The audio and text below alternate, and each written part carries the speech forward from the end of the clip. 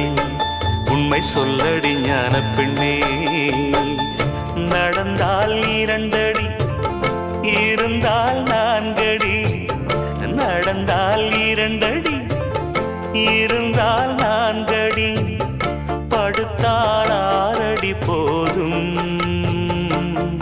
இந்த நிலமும் அந்த வானமும் அது எல்லோர்க்கும் சொந்தம். அடி சொல்லடி ஞான பெண்ணே, உண்மை